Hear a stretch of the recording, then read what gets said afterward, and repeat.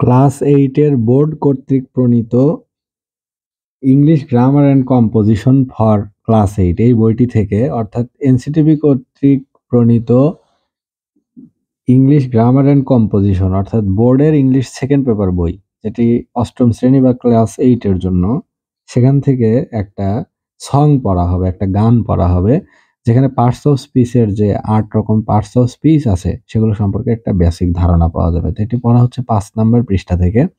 বলা হচ্ছে a nouns the name of anything, অর্থাৎ a noun is the name of anything as school or garden, toy or swing.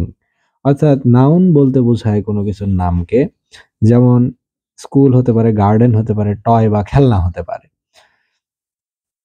আবার হতে পারে ওই যে ঝোল খেলা, অর্থাৎ দোলনা খেলি, যে আমরা সুইং খেলি সেটাকে বলা হয় সুইং। সুইং মানে হচ্ছে যে বাচ্চারা ওঠে এবং আরেকজন যে ধাক্কা দেয়, এটাকে বলা হয় সুইং খেলা।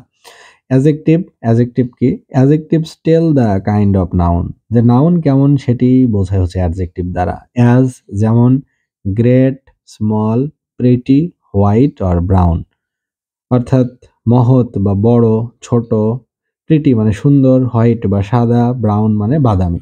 অর্থাৎ অ্যাডজেক্টিভ হচ্ছে নাউন কেমন, মানে adjectives tell the kind of noun, noun কেমন হবে, নাউনের যে প্রকৃতি, তার যে স্বরূপ, তার যে ক্যারেক্টারিস্টিক্স, তার যে কোয়ালিটি, তার যে কোয়ান্টিটি, এটাকে ডিনোট করে বা এটাকে ইন্ডিকেট করে, সেটাই হচ্ছে অ্যাডজেক্টিভ বা বিশেষণের কাজ। আর what is verbs? Verbs tell of something being done, অর্থাৎ কোনো কিছু করা হয়েছে, এরকম কাজ করার যে ভাব সেটাই হলো ভার্ব। যেমন to read, right, count, Singh, jump or run, অর্থাৎ পড়া, লেখা, গণনা করা, গান গাওয়া, জাম্প বা লাফ দেওয়া, রান বা দৌড়ানো, এগুলো হচ্ছে ভার্ব।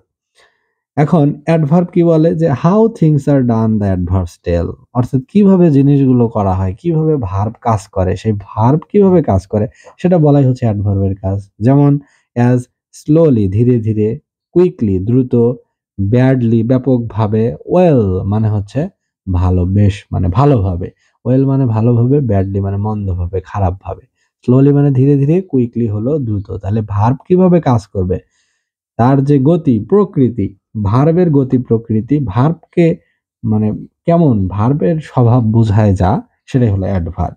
এবার কনজাংশনস কি? Conjunctions join the words together, অর্থাৎ কনজাংশনের কাজ হচ্ছে সংযোজন করা, একত্রিত করা।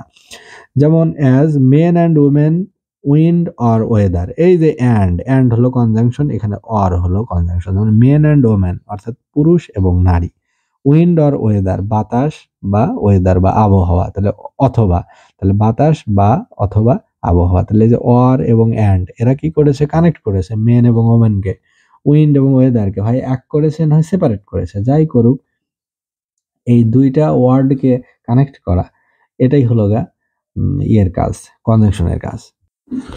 The preposition stands before a noun as in or through a door, অর্থাৎ প্রিপজিশন কোথায় বসে? প্রিপজিশন, প্রি মানে পূর্বে, পজিশন মানে অবস্থান, পূর্বে অবস্থান, কার পূর্বে অবস্থান?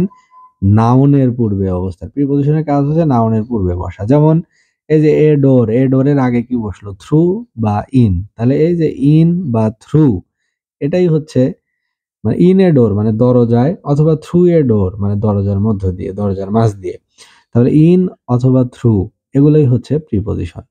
তারপরে আছে দ্য ইন্টারজেকশন শোস সারপ্রাইজ, অর্থাৎ ইন্টারজেকশন দ্বারা বোঝায় হচ্ছে সারপ্রাইজ, অর্থাৎ বিস্ময়, আশ্চর্য হওয়া।